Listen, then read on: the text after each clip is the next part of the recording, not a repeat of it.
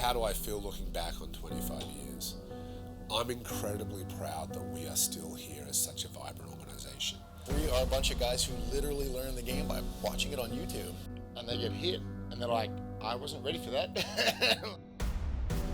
The sense of camaraderie and seeing that continue off the field. Whereas in the first few years, it was kind of like, this could fall apart tomorrow. All is in readiness here. The stars are out. The big stage is here. The red carpet is rolled out. Looking forward to this, as we like to say, a humdinger. And the question is, can you teach old dogs old tricks? This is a rematch of last year's grand final between the two sides. They made the grand final last year, now a rematch. It was a slugfest. Every single player on that team is a weapon. I'll tell you what, if that doesn't make the hair stand up on the back of your neck, you might want to check your pulse. So, hang on to a partner. This is going to get rough and ready. The two best sides here at the Nationals. The dream rising to the top in Prince fashion.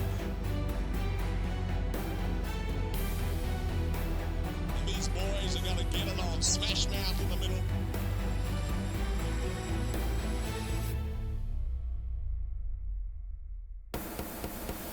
And a fantastic mark in front by the number 12. For the air, Coleman went for it. Look out, here comes trouble. Sportscast, crash boom opera out of the middle. Everyone goes down and gets funky. Say, calm it down. I got this. Let's take some good marks. Let's play some clean footy. That's where we shine. And the umpire says, I may need to shovel the scraper off the ground. Osiris says, give me that ball. And she took it away. He tosses it to the heavens and the glamour and says, go after it, my daughters, and play footy. A bit inexperienced, a little bit probably nervous and over anxious. You've got to keep it plugging away. It'll come. And oh, big tackle put in there, but it was high, just a little high around the shoulders. Taken by the 24 for Minnesota. Freeman in the score. Here's the number 23. He's taken, played on, shoots and scores.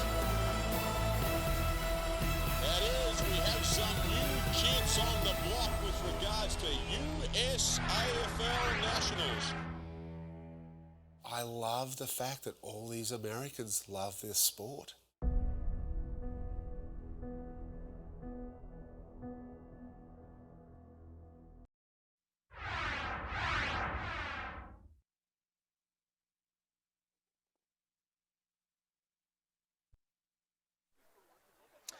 And welcome back to the 2022 United States Australian Football League National Championships, thanks to Coopers, Tasmanian and Watch AFL. This will be the Women's Division 2 Grand Final between the Texas Heat and the Centennial Tigers. The Tigers will be wearing the Columbus Cats jumper. And we've got a bit of news to try and get through, which we'll explain in a moment's time. But first of all, joining us from a man who's runners-up in Division 4 in the men's, which you may have just seen if you're watching this stream. A very good afternoon to Donnie Hess. That was a tough one. That was a tough one for us. We fell just a little bit short. The guys tried their heart out, but unfortunately sometimes this long, grueling tournament just got us a little bit in the end. But full congratulations to St. Louis in Vegas there. They played great footy there. Fantastic. I'm happy for my boys. They finished second. They played their tails off. But I'm looking forward to this. This should be a fantastic Divi 2 women's final. As they say, it's survival of the fittest when it comes to tournament football. It may not necessarily be the skill, maybe what bodies you left have. And that's why we have an interesting scenario happening before us. We were meant to start at 2 p.m. Pacific Daylight Time, and it's got me a little panic because I actually have to bolt to the other field to be there at 3 p.m. for the Women's Division 1 Grand Final. The situation is as such. Now, the Texas Heat have 20 players. They've got plenty to play what we call traditional 14-a-side for Division 2. Now, for the Centennial Tigers, they were down to 13 players, and they've asked to borrow some players from the teams that have been knocked out. Now, from what we understand, we are only hearing this second hand, is that they were given the green light beforehand to borrow some of these players, such as Aileen Yoon and Melissa Armstrong, who played for the OC Giants recently this morning.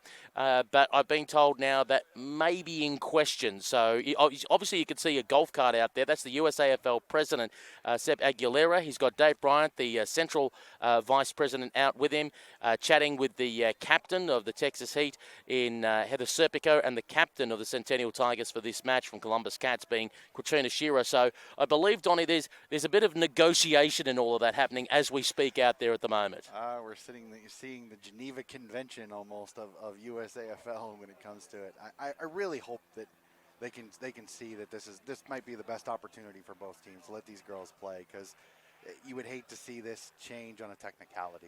Yeah, it's a tricky situation, isn't it? That because one side is borrowing players from another team, so the other side can rightfully say, well, hang on a second, you got to go through with your full numbers. But on the other side, I do get it. If one side has been playing with less numbers through the tournament, and it's all set up because it's not like you get to say who you want on your side. It's actually the committees and the vice presidents, all that, sit down in Division 2 and decide, okay, where can we balance numbers, etc. And sometimes, unfortunately, some players say they're coming and they don't show up for the tournament. So that's why you have this negotiation process, as opposed to what you'd have in D1, where you're expected to bring the full squad. Yeah, and I think that's the way it kind of sits here. So we'll have to see. I can understand it both ways, but for me, it's let these ladies play football. Unless they're sitting there bringing, real gun players into a Division II final, I think it'll all even out in the long run. Well, we'll see what happens, because there is being a delay to the game. By scheduled time, we really should be finished at about 2:45. And I know, just quietly, I'm panicking that we have a 2:10 start. We finish at 2:55, and that gives me 5 minutes to hot-foot it over to Cooper's Field for the Women's Division 1 Grand Final.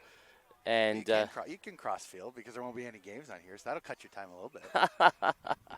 Indeed. I might have to tell Sabia Galleri I'm going to have to pinch your golf cart to be able to make it to the other side.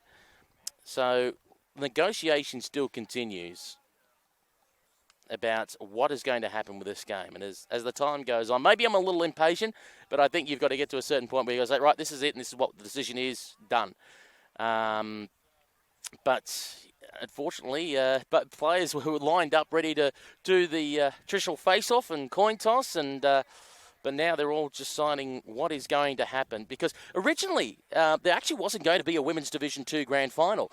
When the announcement were first made for squads, and the squads did change, they did say it was going to be a 14 round robin, whoever finishes on top. In this case, the Texas Heat would have actually taken out the title. But it was negotiated in the end, saying, well, 3 games is not enough. We really do need a grand final to decide things. And that was brought into it. And that's why we're obviously here, ready to call for what was meant to be 2 p.m. start, Women's 2 Grand Final. And again, we still have a situation where, as we can see, negotiation between the captains and obviously the board representatives from the USAFL is continuing on at this stage about what will happen with this grand final, who will be allowed to line up or not, and what type are we playing out there, 12s, 14s, 16s, who knows.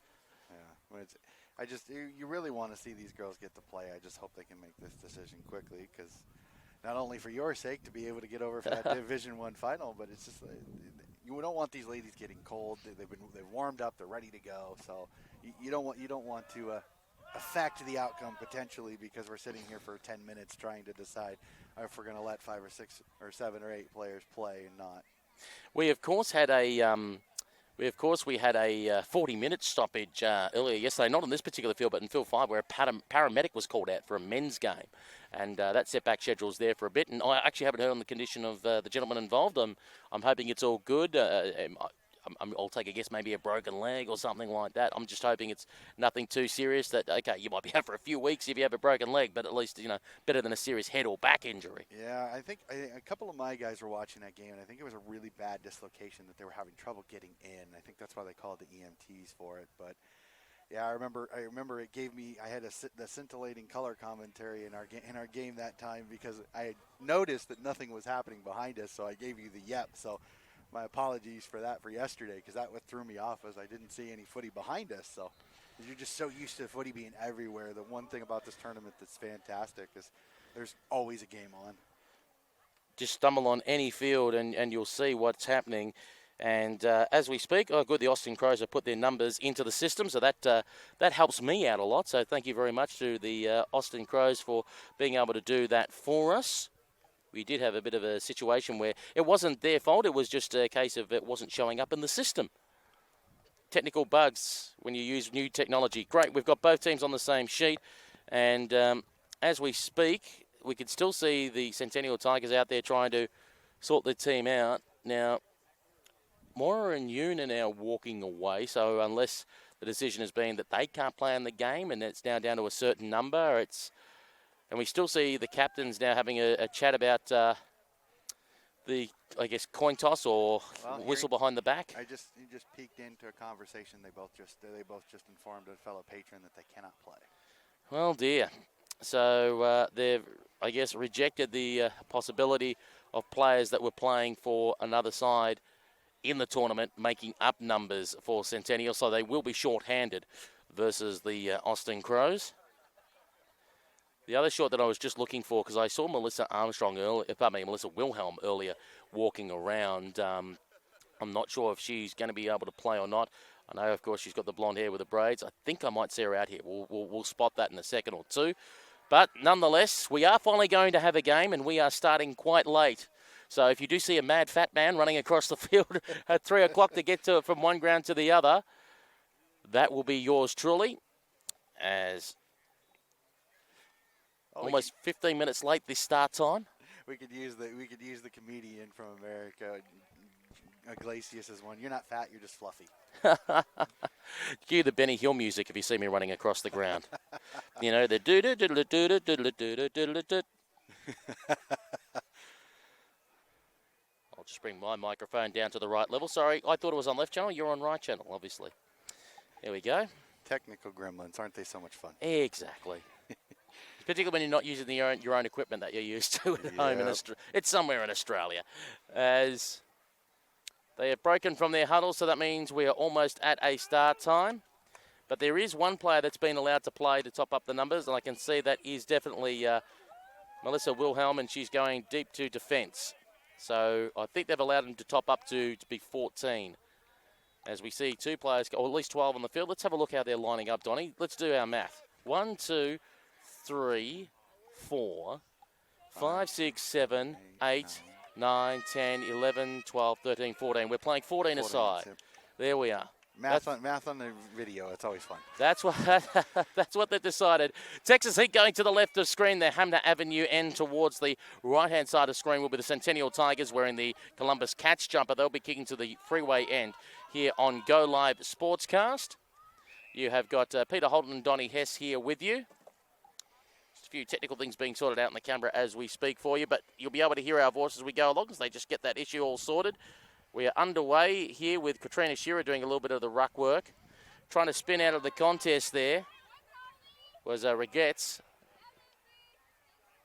Hand pass again by Regrets. Wasn't quite that flash. Maybe a little bit of holding on there. The umpire said no, play on. That was fair as Turs tried to get in there. Got the ball back to Wenrich. Wenrich went out towards the wing on the tournament central side of the ground. Oh, that's Melissa Armstrong there wearing the number 9. Originally from the Arizona Hawks, being the ring-in today for this team. Dion Jones now goes towards the half-forward flank position. Mark being taken there by Olivia Parsons.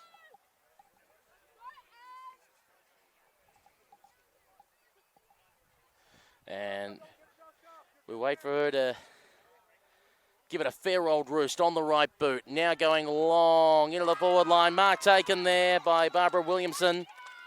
And she'll be lining up for goal on a 45-degree angle from about 15 metres out. And it could be early blood here for the Texas Heat, Donnie. Yeah, definitely a good attack here. Some nice kick mark footy. So it's a chance to dent the scoreboard here. As she comes in, puts it on the right, pushes it left. Couple of bounces over the boundary line, out of bounds. Commentator's curse. Yep, we jinxed them on that one. Just splayed off the side. The one thing is at least it stays deep in the 50. Texas can push up with the pressure, maybe get another goal on this particular attack. On the Watch AFL scoreboard, it's no score either side between the Texas Heat and the Centennial Tigers in the Women's Division 2 Grand Final. Trying to spin around the corner there was Turs. Once again towards the top of the square. Came off hands there as Holland tried to punch it away. Now hurry, little shoving kick, trying to put it in the agency of Meese to pick it up the football. And now here we go, off to the races with Sarah Edwards-Rona. Puts it out towards the wing position, intercept mark, and taken by Lisa Regetz. Regetz with the football, points and says, I'm going long. And that probably means she'll go short. And indeed she does. And that's towards the half-forward flank position. Just had it momentarily in the hands of Rachel Fuller. Fuller gave off the hand pass. In comes Katrina Shearer, thud, as she put the hip and shoulder on the way through there. Hurry kick out of the contest, going towards the wing position. Two players chasing after the football there. Overrunning it, but going back again to get it is Regetz. Regetz puts it on the right boot. Its kick was almost going to be intercepted. Just went through the hands there of Tammy Meese. Had to go back and try and get the footy. Just working out the back there, you can see Gabrielle Bureau, who wanted to lay a tackle and did so successfully. Umpire says throwing of the football. And that means it's going to be a free kick. And that's going to be going the way of the Centennial Tigers and Melissa Wilhelm. Wilhelm kicks it long in the Katrina Shearer direction. They were former teammates for the USA Freedom back in 2017 in the International Cup. Sonic, they call her. Shearer goes in. Regetz is on the bottom of the pack, fighting in hard. Aston jumped in there as well. Trying to get in there is Trowbridge from the Columbus Cats. And seen over the boundary line and out of bounds by Katrina Shearer. Have you seen the contest so far in the opening minutes here, Donnie? Texas has done really well. Some clever plays. That nice little clever step over there, which I thought was kind of different, which I think threw the defender off a little bit. But right now getting bogged down up here on the wing side, on boundary side. Let's see what happens here. They're looking for a clear possession. Banarski tried to kick the football off the ground. Now Shearer. Shearer's dumped into the turf. Thanks for coming.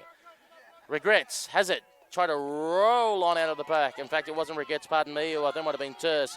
Hand pass came out. Now trying to bust the way through. Young MC, bust a move. Barbara Williamson now manages to shrug off the shoulder. Try to shrug off Wilhelm, but the umpire says that is throwing of the football. And will be a free kick going the way of Melissa Wilhelm. One too many steps there. She kept getting out of tackles, but finally was wrapped up. So now with Melissa Wilhelm with the football. She'll go on the right boot, kick it up the line. Bouncing football. It's caught by the stake expert, Heather Serpico, whose kick was smothered there by Jessie Ashton. Umpire says advantage or too high? Says too high, because he was waving his arm like advantage, but saying it's too high, and we'll come back to Jessie Ashton of the, I love this name, the Ohio Valley River Rats. Yeah, a fun little club there. A combination of some of the old clubs in that Ohio Valley area. Mark taken here by Katrina Shearer. Sonic goes for a run. Puts it out into the forward pocket at the freeway end of the ground. How's this ball going to sit? Oh, brilliant tackle laid on here. Ball, the crowd cry. Umpire giving it a fair bit of time, just quietly. Not happy on the bench for the Texas Heat. Serpico goes in there. Puts a shoulder, then puts it on the right. Bounces the football up towards the halfback flank position. Williamson is brought down to ground. And the umpire says, I'm going to let the play go on. Now try to get a hurry kick away there. The number 18, who I don't have on my sheet, might be Jessie Stewart. Goes across and kicks it up the line. Gabrielle Bureau is back there. Bureau got pulled down, got a kick away. Going to be intercepted, though. I'll spin around in a circle and kick it forward through Patmore. Patmore from the Houston Lone Stars in this Texas Heat team. Wilhelm came through, took somebody out.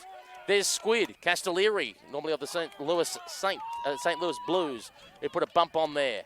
Bureau kicks it off the ground. Foot race going to be on here at the half-forward flank for the Texas Heat. Oh, what a solid hit from the side by Stewart, but the umpire said in the back. Thought that one might have been in the side, so that's going to be a free kick as the player gets up a little ginger there, and Trowbridge. Julia Trowbridge just sucking in the deep breaths there, Donnie. Yeah, she got pushed. I looked to me like it was behind, but it was awful close. It was, yeah, you're okay with that call because it face first into the ground. You don't want anybody to get hurt. Terse gets the football off. Now tapping it on the ground is Jones. A long shot at goals away to the left-hand side. But that is the first score on our Watch AFL scoreboard. And this could be a game that's really low scoring with the low numbers of 14. Any goal opportunity could be absolutely absolutely critical to change the momentum of this game. It's one behind for the Texas Heat. No score for Centennial Tigers. And I remember when the Texas Heat won their first ever game in San Diego, California, if I remember, it was either 2-0 or 2-1. It was an exceptionally low-scoring game, but it gave them their first ever points. And Sarah Edwards-Rona is rejected by Heather Serpico, and Serpico is playing up to the crowd. Beautiful smother there. Serpico lives for these occasions. She's won a few flags with Portland Sockeyes in this very division, Division 2. Tackle laid on there was courtesy of Rebel. Ball has popped out, though, going for a run. Olivia Parsons put it on the right boot, swung it long. Inside 40 is the bouncing football. Let's see who gets there first. It's going to be Melissa Wilhelm. They kicked around the corner. Intercepted. Kicks it. Flying shot at goal is away to left-hand side for a modest score. Now, they've got 15 as Parsons. I've got a feeling Parsons is wearing the 23. 15 might be... 50 might be Carly Schoenhoft. Might be a bit of a swap of jumper situation there between the North Texas Devils teammates. Yep. 2 behinds to no score. That's Texas Heat 2-0 for the Centennial Tigers. As the ball is brought in from full back, and that is Lizzie Sawyer, who is playing in this team now as a ring-in for the Centennial Tigers in this women's D2 final.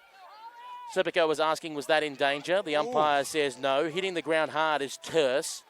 Jesse Ashton was in there as well. Terse tried to fire out the hand pass. Picking up the football is Pat Moore and goes for a run. Pat Moore shanks the kick as it dribbles forward. Sarah Edwards-Rona tried to go with the soccer skills. She falls over, and the umpire says she got tripped. That's why she fell over. And she'll get up for a free kick and feeling a little sore because I think the head hit the turf, and earlier she copped a whack across the noggin in the earlier game today. Yeah, definitely. I love the physicality, the hip and shoulders in this game. They're getting after it. Sometimes a little bit too much of not going after the footy. They're so focused on the physicality. Here's the kick up the line, and mark taken. This time it's swallowed by Evelyn Rebel. Evelyn Rebel now has the football, puts it on the boot, and goes up, looking for a target at the half-forward flank position. He couldn't hang on to the football, and that was McKittrick, who, of course, is the mad Pittsburgh Penguins fan. Trying to throw the hands in there, Wenrich. Going in there one more time, Stephanie McKittrick. Stripped away from her by Heather Serpico. Serpico kicks it in towards the center of the ground. Edwards-Rona kicks the ball on the ground. Serpico tried to dive for it, missed it. In goes Shearer. Katrina Shearer, hand pass over the top, looks for Squid. In fact, it bounced in the end for Evelyn Rebel. McKittrick comes charging. Serpico is all wrapped up with nowhere to go. And the umpire calls for the ball back, and yet again we'll have another ball up, Donnie. Yep, it's contested between the arcs right now. Not many inside 50s, so thank God we don't have the inside 50 statistic. Umpire throws the football up in the air, and away we go again. This time the ruck contest being won out by Tammy Meese. Serpico lays the bump, allowing a teammate to almost get collared over the shoulder, and that's Lisa Regetz. And arguing about it there is Trowbridge, but that was clearly over the shoulder. Regetz is asking for the football, and because they've taken too long to give it back, and Squid threw the ball at the umpire instead of giving it to the player, that is the 25-metre penalty up the ground.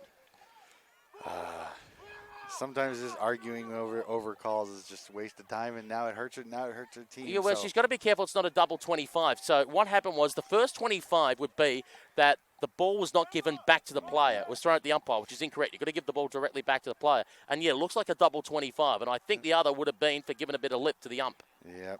So a little too much of a spray back at the umpire on that one. Lisa Regetz has the football. 52 metres out, gives the hand pass to Heather Serpico, the stake expert. Gets on the right boot, goes towards the hot spot. 30 metres out from goal to mark. And I think that's Olivia Parsons. Liv Parsons has the footy. She is directly in front about when she puts boot to ball, by my estimations, 32.75 metres out. Give or take, a couple of metres. Let's see how she goes. Liv Parsons and the North Texas Devils. Directly in front. The ball will fall short. They are looking for a grab. Can't take clean hands here. Opportunity for Shorencroft to go over the shoulder. Way to the right-hand side. and will be a minus score. 3 behinds for the Texas Heat, no score for Centennial. That's 3-0 on the Watch AFL scoreboard. The question is, Donnie, the structure of Centennial coming out of defence, what can they do to try and get it at least their half-forward line? I think you almost want to try to find a way to get the ball into space and try to kick mark a little bit, just because Texas's pressure right now, even in the inside 50, has been absolutely unbearable at times. Well, Sawyer hand passed to Edwards-Rona, and Edwards-Rona got caught for holding the football because she took the play on. She was looking upfield, and there was just nothing presenting to her, and she ran out of time before being able to kick for space. So that means it ended up with Lisa Regrets, and she's got Serpico leading nearby. Now, no one's marking Serpico. This is not wise because they could have done a little hand pass off. She elects to go for distance. 1-2 bites of the cherry. Couldn't quite pull in the mark. And it's on the bottom of the deck. The umpire is going to call for a ball up. Watching on there, Garner Hancock. On the bottom of the pack there, I think it might have been Jessica Stewart as the umpire takes the football back. Just in the forward pocket here for the Texas Heat. Umpire will throw the ball high in the air, and away we go again to restart the play. Squid chasing after the ball. Castellieri goes with the soccer skills off the ground. Serpico, first to the football, being dealt with unfairly over the shoulder, gets a resulting free kick. Heather Serpico with the pill. Looking ahead for some options. If you just joined us, this is not the second half. We are in the first half. We have started 15 minutes late on field 4 due to a, negotiation between sides about how many extra team players Centennial could pick up from other teams to try and even up the numbers with the Texas Heat to make it a kind of fair semi-final. And in fact, the kick long for distance has been touched and will be a minus score. 4-0. 4-0. Texas Heat leading Centennial. Yeah, just sprayed off the boot, but none of the Cats defenders were able to get to her. She was able to run almost her full measure before she was finally forced to kick. Lizzie Sawyer now goes up the line. Just looking for a player to pick it up, and it's unfortunate for her. It's an opponent in Patmore. Patmore draws the player, goes for the hand pass. Oh, crunch, heavy hit there. Now racing onto the football is Dion Jones. Jones on the angle! Has kicked a goal.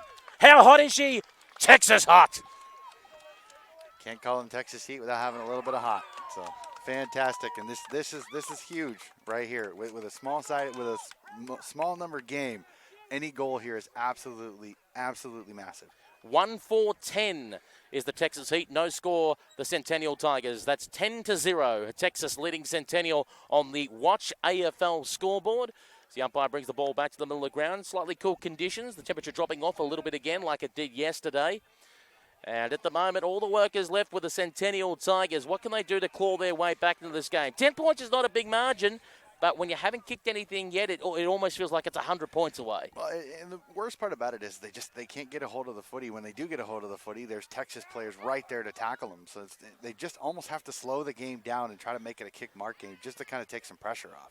And picking up the football there is Jones, who went for the hand pass and then got the football back, courtesy of Jessica Stewart. Now goes looking for Parsons inside 40 rather. Bounced off away from her. Ball on the ground. Who can come out and drag the football out? Stewart was there. The umpire blew the whistle and asked it back for the ball up. Also, I see there Beth Nollenberger. So once again, we'll restart the play. In fact, I think I realised who the 15 is earlier, as much as they put down Parsons. 15 earlier was Emily McGregor, who was the reserve player from the Iron Maidens, who came into this side. And now it's Nollenberger who's going to put one through. You can hear the cheering supporters from the Texas Heat. They're starting to run away with it, Donnie. 2-4-16-0. That's 16-0 Texas way on the Watch AFL scoreboard. Yep. They're capitalizing on that pressure now. It's finally starting to get shots on goal, and they're finally putting it between the big sticks. They could make it this a nice margin if they continue this. I think Parsons coming off, so there is an injury already for Texas. So that's going to hurt being one rotation down. But as we said, they have built up a nice little buffer at the moment. And you don't want to put the brakes on yet. But but if Columbus do start to attack, they do have a buffer to work with. Yeah. This is one of those you go till at least halftime before you even think about that. But they're playing such great footy for a small-sided game. They're playing really, really well. Serpico kicks around the corner. Gabrielle Bureau chasing after the football. Bureau nearly got bumped into by Williamson. Rolling over several players. Now here's the kick. Up the line. Oh, good mark taken. This is one of the players that we don't have the sheet that was in the ring-in player, we could call it, for the Centennial Tigers. They try to make up numbers to make this a fairly balanced Division 2 grand final due to them having a smaller squad. McKittrick goes in there, gets a fair old little shove there from Serpico. The umpire said it was in the side, so it's okay. Now clearing away here is Jones, out towards the wing position. Edwards Rona, then out to Wilhelm. Wilhelm on the right boot, trying to drive something forward here for Centennial, but a good mark in defence for the Texas Heat. Fender sitting in forward, nice little mark there. And that is taken by Erica Cormie from the Houston Lone Stars, part of the Texas Heat combination.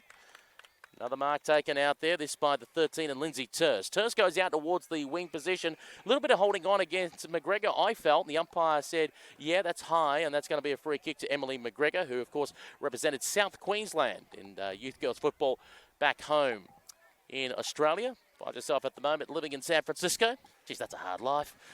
Such a hard life. Gives it over now. Here's the long kick up the line for the Texas Heat. Going to be cut off by Bureau. Dropped it, went back and got it again. Bureau, normally of the Quebec Saints, today playing for the Centennial Tigers. In goes Ashton, tries to fire it out. Jones tried to slap it along the ground. Wilhelm lost control of the football. Bureau had front position. She got bumped off it. Jones goes in there as well. Umpire says, slung without the football, that will be a free kick.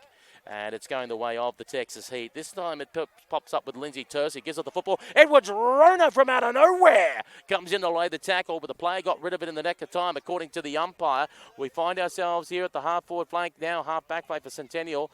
Umpire plays the advantages. Oh, Edwards Rona got completely poleaxed after the play. That is clearly a downfield free kick. High over the shoulder, sling, dangerous. Yeah, it'd be interesting to see as the umpire think about giving her a yellow card. I can't tell from this distance. Red. Oh, no. Red card. Red card. That is a red card. Lindsay Turse has been red carded.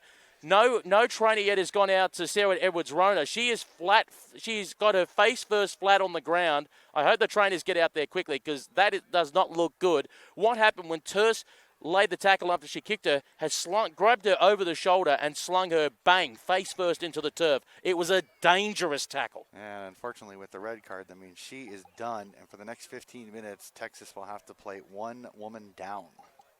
Danny Sia has come running out into the ground to check on her. As we said, she had already copped a whack in the head in the earlier game today, and she came off the ground very, very groggy. And now the first aid cart's come running out to check out on her and driven off. They're thinking that she'll be able to walk off, but my goodness gracious me, Sarah Edwards Rona has been in the wars today. She has copped it left, right, and centre. Yeah, and you feel horrible that somebody's had that type of tournament where it just seems like nothing can go right for them. So hopefully she's okay. Yeah, we've seen before. She's getting the tap and the pat in the back earlier and was checked on by Melissa Wilhelm, who knows well and truly about what can happen because when she was known as Melissa Armstrong back in 2016, she did her ACL while playing for the San Francisco Iron Maidens in that tournament. But we obviously hate to see injuries, and particularly anything to do with the head. And for Sarah Edwards Rona, she copped it fairly nasty, copped it very late. And at the moment, she is standing up, just head over knees at the moment, just trying to compose herself. But as we said, because of that tackle, Lindsay Turse has been red carded. So the clock has stopped now. I should remind you what's happened here in this tournament format. It is straight 20 minutes with no time on unless there is a serious injury like we have right now where they can stop the clock. So that means this game, unfortunately for me, will be finishing past 3 o'clock. Oh, boy. So it'll be interesting. May have to reach out to Brian, but... Yeah, I'll be joining you. You'll be moving quickly. I'll be joining you for 1.5 halves over there on field number 3 because... So at the moment, we are waiting for Sarah Edwards Rona to be given the okay if she can play or if she needs to take some time off on the bench to try and get herself together. Now there is going to be I think 50-metre penalty. And we're waiting for situation to be sorted out here. There will be, as we said, they'll be marched up the ground to probably about centre wing. Play has stopped. I'm taking a guess for about 4 minutes. Sarah Edwards-Rona will have the footy. And I tell you what, if you're talking about a 50-metre penalty, that is a fair 50-metre penalty right up the ground. Yeah. And we wait for the kick to occur. Now up the ground, and a good mark taken. This one is taken by Jessie Ashton. And gives it off to Sarah Edwards-Rona, who dances around one, dances around two, still going from 40 metres out, unloads towards the goal square, bouncing football, bounce back awkwardly to the number 40, who's put it through. Wow. So now we're back to a 10-point ball game. 1 straight 6, Centennial. 2-4-16 Texas. That's Texas 16, Centennial 6. There, that shows you right there. The kick mark it inside 50. They find a way to get it out the back. You get the crumbs and put it through. So this is a brand new game again. So we await for the ball up in the middle of the ground once more. Has this, with now Texas having to play one number down for 15 minutes due to the red card, has this breathed some life into Centennial? Well, this is where if you're the Centennial coaching staff, you try to do anything you can to capitalize on this, because with one less player, you have the advantage no matter what, no matter in the contest or where. And this would be the alarming thing for Texas. The loose player at the moment, without a player on her, when I was watching those matchups, is Melissa Wilhelm, an ex-USA Freedom player. Mm-hmm. You don't want her running without a tag. No. As the ball is thrown up in the middle of the ground, and away we go again. Shearer has it. Katrina Shearer goes with a hand pass backwards. Trying to use Sarah Edwards-Rona, who gave it off to Wilhelm. Wilhelm kicked it up as the hooter sounds, and that, ladies and gentlemen, is half-time. That means the stoppage was roughly about 3 minutes. And that means we have a 10-point ball game. As we said, the Texas Heat is having to play probably one player down for about another 12 minutes. 2-4-16 Texas, 1 straight 6 Centennial Tigers on the Watch AFL scoreboard. How do you predict the second half going, Donnie Hess? It'll be quite interesting. If I'm the Cavs coaches right here, you have to tell the ladies here that this is a prime opportunity coming back from the half.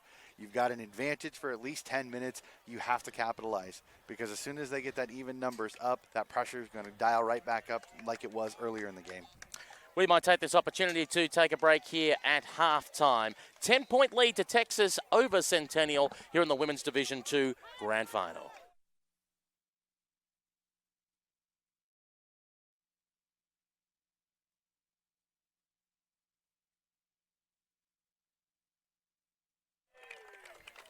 Welcome back to the Women's Division II Grand Final of the United States Australian Football League National Championships in Norco, California. Just a short drop punt from Ontario. Peter Holden and Donnie Hess with you. They're just breaking from the halftime huddles where Texas Heat 2-4-16 lead the Centennial Tigers 1 straight 6. Texas wearing the blue jumper, wearing the Aqua sash, you could call that, with the pink numbers on the back and with the navy blue numbers on the back and stripes around the predominantly white jumper. It's a Geelong kit there. Yeah. A Columbus catch jumper is the Centennial Tigers, ironically.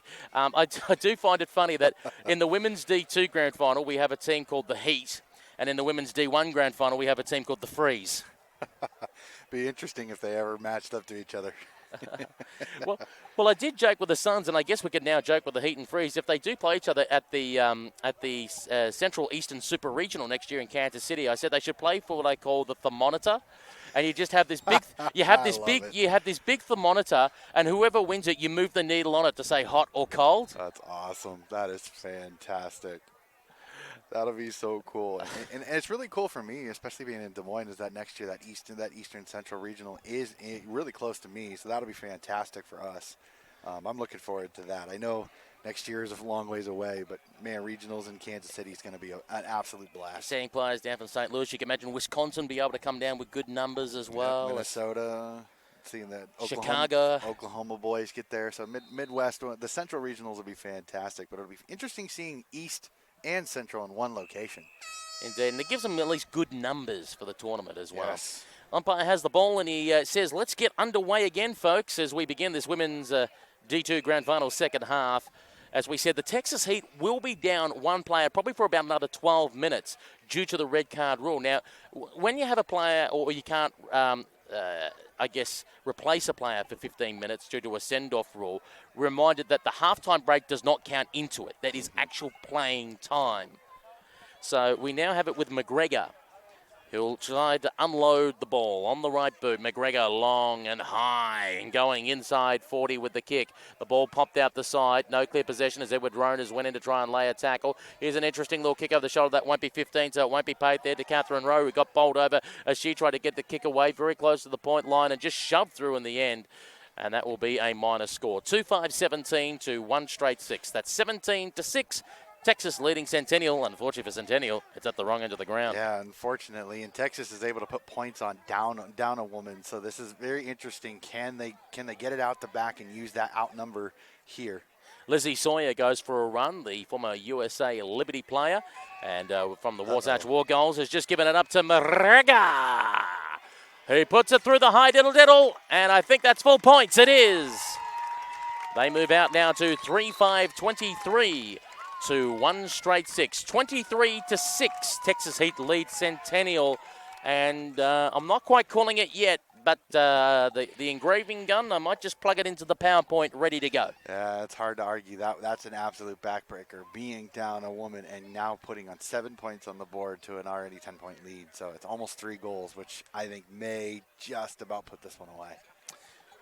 So we wait for the umpire to bring the ball back to the middle of the ground and make sure everything is in right position and get underway again. Umpire looks around and says, right, we're all good to go, and throws it up in the middle of the 2 circles. 2 circles was probably introduced, I think, about 15 years ago in the context of Australian rules football. We used to have just the 1 circle, which you couldn't enter that circle. And then they put a line across the middle of it, saying each ruck had to stay on either side of the line. And then they said, well, because of too many knee injuries, you can only have like a short 2-3 metre run-up now, instead of some who used to come up like a 20-metre gallop into a contest. Oh, Sarah Edwards-Rona completely ironed someone out. It was all fair, but my goodness, was that a hit and a half. Now the kick away comes from Emmy Bernarski. He goes up the line. Trying to pick up the football there is Sosa. The hurry kick away goes back in the other direction.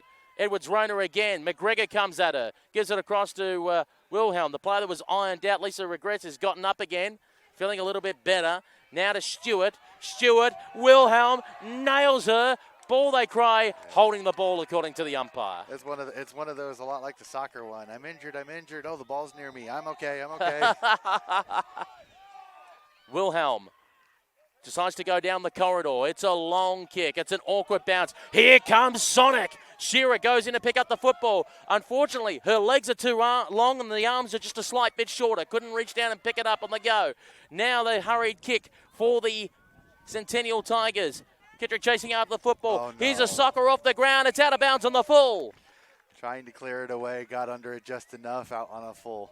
Oh, that has to hurt. So an opportunity for the Centennial Tigers to set something up. The forward that was leading out there, I should say, was Amanda Newell.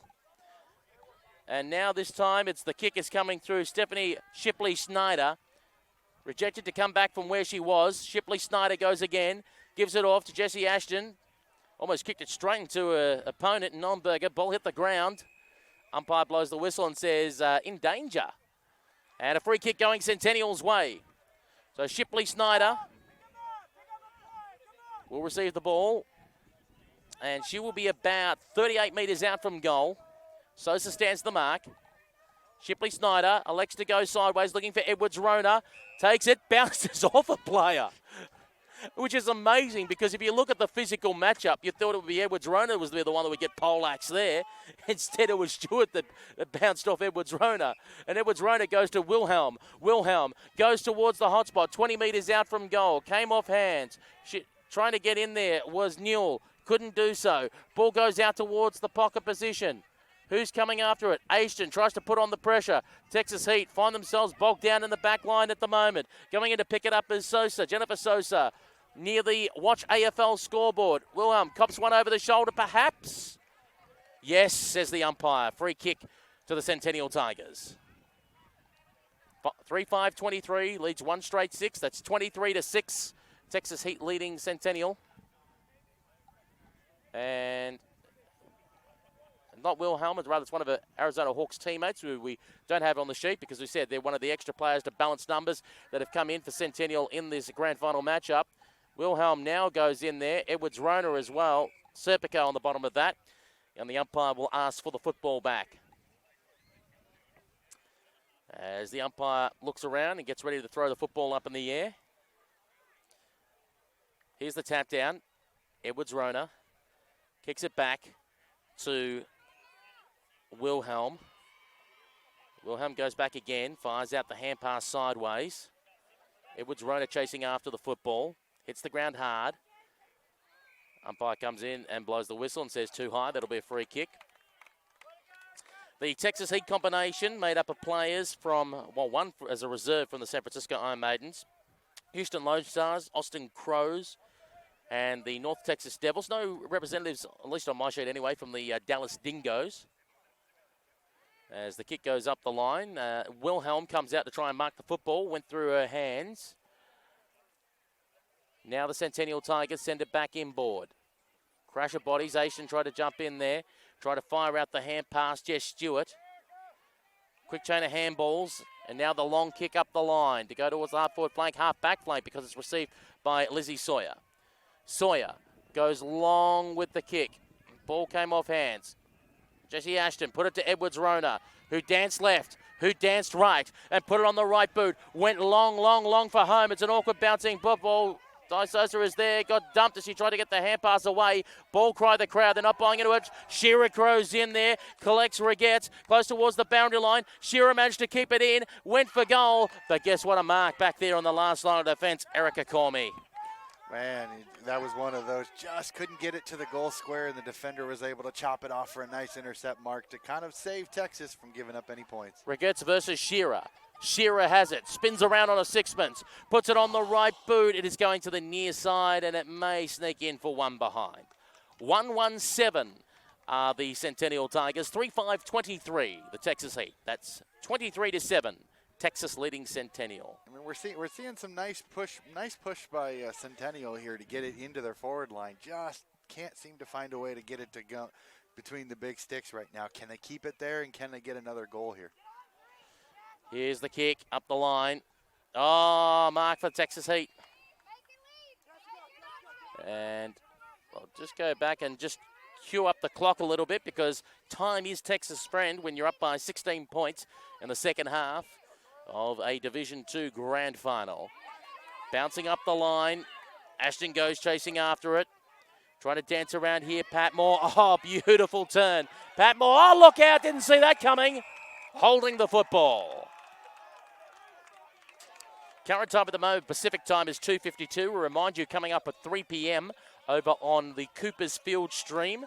That's the main stream, will be the Women's Division I Grand Final between the 5-time-in-a-row national champions, the San Francisco Iron Maidens, and the Minnesota Freeze. Here's the kick up the line. Sarah Edwards-Rona gets put onto the turf by Heather Serpico, and that sees a turnover going the way of Pat Moore for the Texas Heat. She puts in the direction of Lizzie Sawyer, who takes the football, and Sawyer kicks up the line.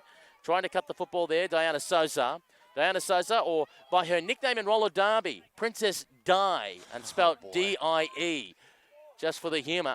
Puts it out towards the wing on the tournament central side of the ground, and umpire says holding.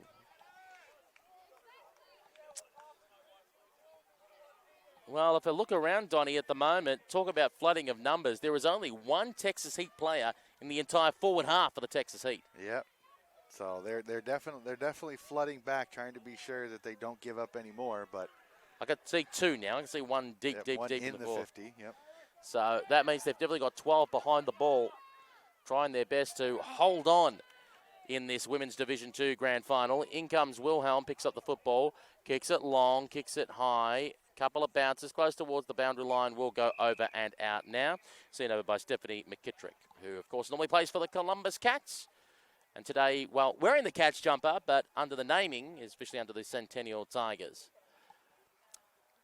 So by my calculations, we've probably got about 8 minutes to go in this Women's Division II Grand Final. The Texas Heat edging close to their first ever Women's Division II title. cry of ball as it hits the ground. Melissa Wilhelm dribbles the football forward. Oops, through the legs there of Amanda Newell, who crunches her opponent in the side or in the back? In the back, according to the umpire. That means a free kick going the way of Erica Cormie, who has it, just looking around for her options. Which way is she going to go? Swings around on the right boot. High, high, high in the air. Wilhelm going for it. Pat Moore as well. Ball hit the ground. Pat Moore's got it. And goes for a run. Off to the races she goes. Oh, slammed her boot and the ball into Christina Shearer. Edwards Rona gets brought to ground. Gets the hand pass back to Shearer, who got rid of it like it was a hot potato, taking the advice from the Wiggles. There's Squid.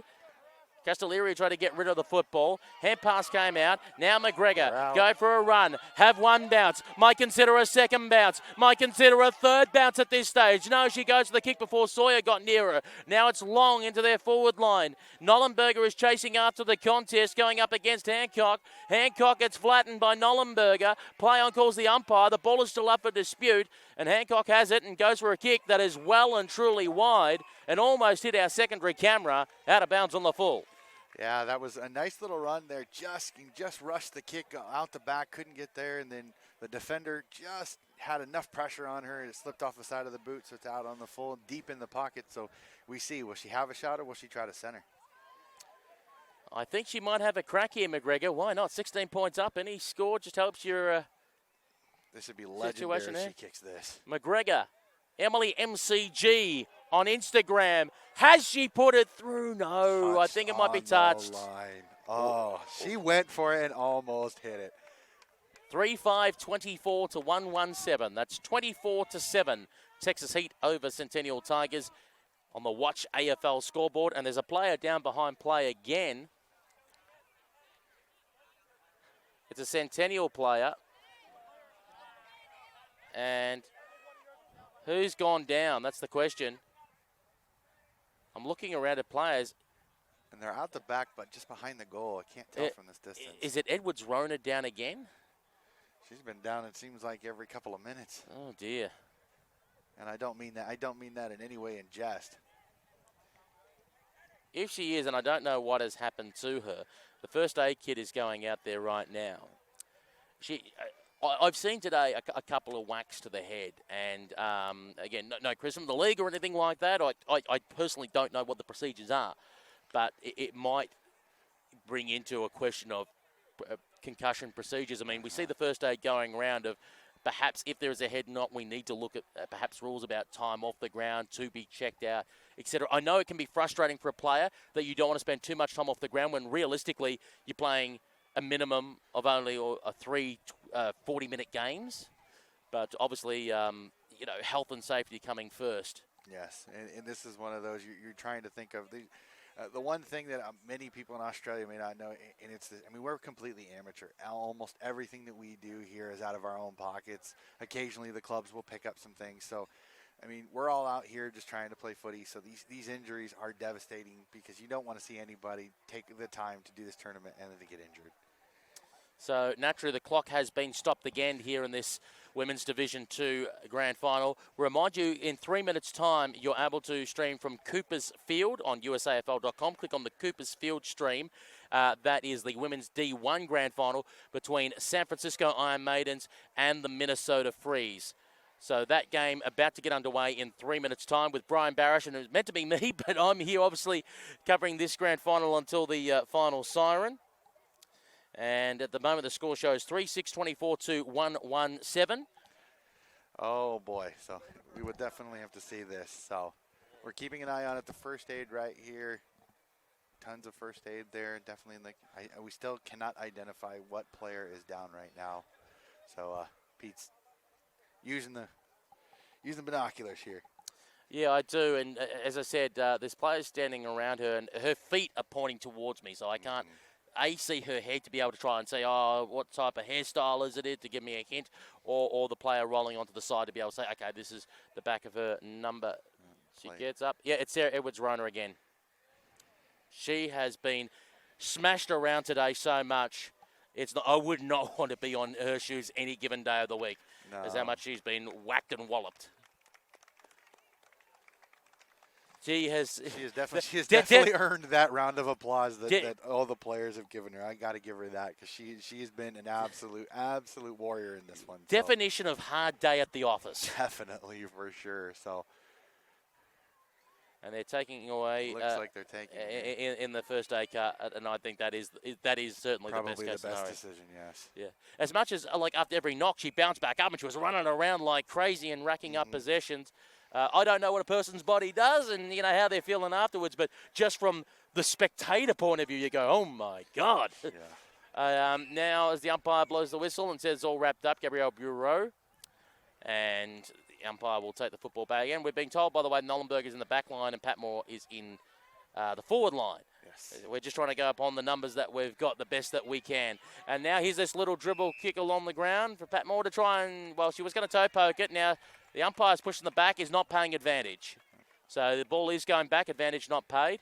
But in a way, it doesn't fuss the Texas Heat because that means the clock keeps ticking, as we said, and that gets closer and closer to them to the premiership. Well, Anna shot on goal about 30 out, so not an easy kick, but definitely something that you definitely see if they have a shot. I'm just wondering what liquid that the Texas Heat are going to be putting in the Premiership Cup afterwards, because when they won it, when D2 won it, Heather Serpico came around with the cup for Portland Sockeyes in D2, saying, drink out of this. And at the same time, the San Francisco Iron Maidens did the same thing to me with the Women's Division 1 Cup back in San Diego. Here, drink out of this. So we wait for this shot on goal, and I think it's from Barbara Williamson, who'll give it a right, and it's away to the right-hand side for a minor score. 3-7-25 is the Texas Heat. 1-1-7 is the Centennial Tigers. 25-7, Texas Heat leading the Centennial Tigers as Wilhelm kicks the ball back into play. Works it wide, only for a mark to be taken. That's an intercept. And that is Serpico, who will kick the football back in towards the forward line, going at it, Katrina Shearer. Now kicking it through there and intercepted. Serpico one more time. Serpico swings around on the right boot, just short of the distance of McGregor. McGregor got spun around and claimed by Sawyer. Ball went at the back for Bureau, who couldn't quite get the hand pass out. All wrapped up, and the umpire blows the whistle, and again we'll call for a ball up.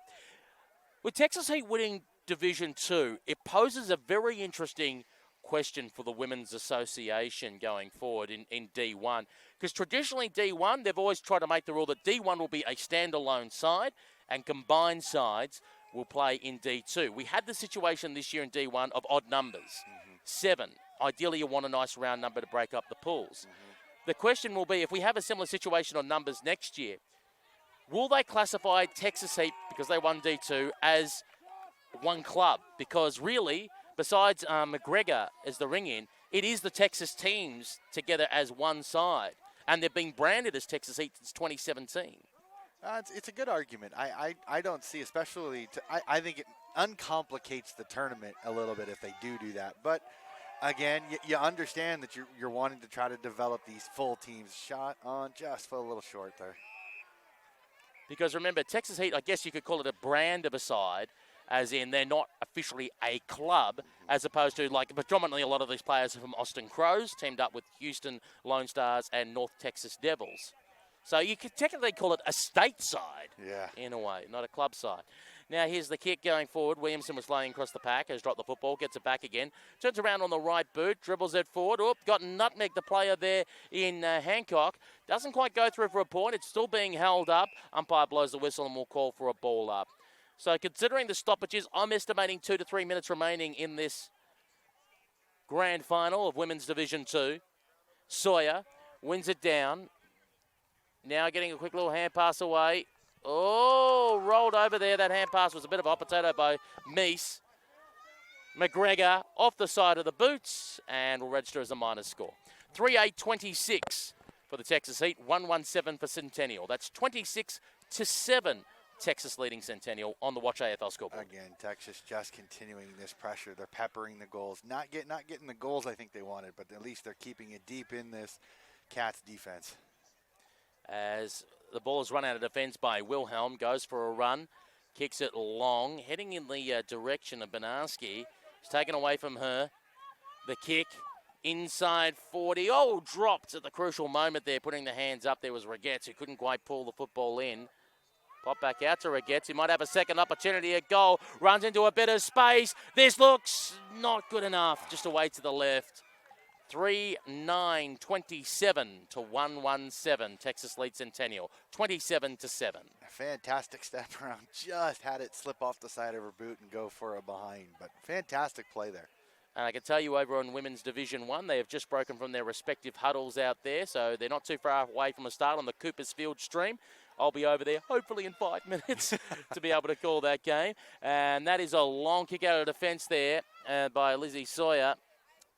Ball in dispute out here. Gang tackle of players coming in, including Sosa and Patmore. Finding the football now, momentarily with the former New York Magpie and Heather Serpico. Ball's gone backwards now. Trying to lay in a tackle over the top there, Evelyn Rebel. Now Diane Sosa goes for a little chip kick up the line. Looking for McGregor. Still here at centre forward, Regrets. Bureau back to Sawyer. Sawyer lost control of the football. Work sideways. Crunch on by McGregor. Who's going to try and get clean possession of the football here at the hard forward flank? Is Squid. Castellieri has the football, was dispossessed from her. Heather Serpico again, lays the shepherd and gets the football back. Hand pass to Jen Sosa. Dancing around, Sosa. Sosa dancing, you could call it. Now puts it across to the forward pocket. Oh, look at that. Wilhelm is back there. Whips around, gets the football. Easy possession. Goes long up the line. Finds a teammate in Katrina Shearer. Sonic, they call her. Shearer. A bit of an argument for a push. Umpire not paying it. Centennial trying to work their way forward. They trail by 20 points, nearing the shadows of the full-time Hooter here in Women's D2 at the United States Australian Football League National Championships for 2022, thanks to Coopers and Tasmanian. And on the Watch AFL scoreboard, free kick on the way, Jesse Ashton. Proud player from the Ohio Valley River Rats. He's got the hand pass to the Columbus Cats' very own Katrina Shearer. Drives it low and a dribble close towards the pocket. Still haven't gone out. Almost goes out now. They cry ball. And the umpire says yes, holding the ball. I think it might have been Amanda Newell that did that. And she wants to play on quickly. Oh, she hit the deck. But apparently it just got the outside of the boot. Soccer skills off the ground. Ball still being kept inside the forward pocket here for the Centennial Tigers. Until Jen Sosa got on the football. Kicked it and found Heather Serpico. The steak expert, who is disgusted whenever I order a steak well done. She says it's medium rare or hit the road. Kicks it long towards the centre wing position.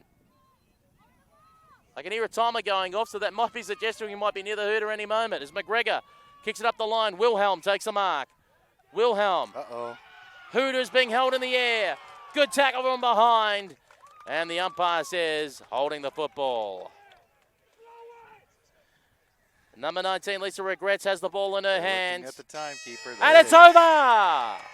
The Women's Division 2 champions at the United States Australian Football League National Championship for 2022 is the Texas Heat. Congratulations to Texas there. A well-played game.